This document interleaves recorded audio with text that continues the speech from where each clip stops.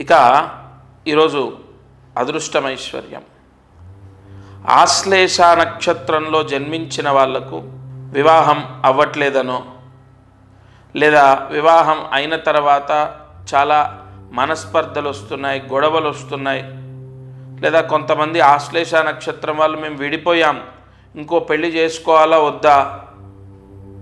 చాలామందికి ఆశ్లేష నక్షత్రంలో జన్మించిన వాళ్లకు ఈ సమస్యలు ఎక్కువగా మనం వింటున్నాం. అవే కాదు, ఇంకే సమస్యలున్నా ఈ ఆషాఢ మాసంలో ఆశ్లేష నక్షత్రంలో జన్మించిన వాళ్ళు అన్నపూర్ణాదేవి యొక్క అష్టోత్తరం చదువుకుంటే నక్షత్ర దోషం పోతుంది.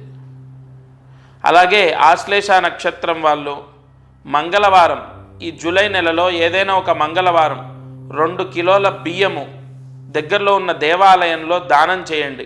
దగ్గరలో ఉన్న దేవాలయంలో 2 కిలోల బియ్యం దానం చేస్తే సంపూర్ణ నక్షత్ర దోషం తొలగిపోయి ఈ ఆశ్లేష నక్షత్రం వాళ్ళు అనుకున్నటువంటి పనులు నెరవేరడం, వాళ్ళకి ఏదైనా రావాల్సిన డబ్బుంటే రావడం, ఆర్థిక ఇబ్బందులు పోవడం, వ్యాపారం బాగుండడం, ఉద్యోగం చేసే వాళ్ళకు కూడా ప్రశాంతత. ఈ దానము చేసుకుంటే ఆశ్లేష నక్షత్రం వాళ్ళకు చాలా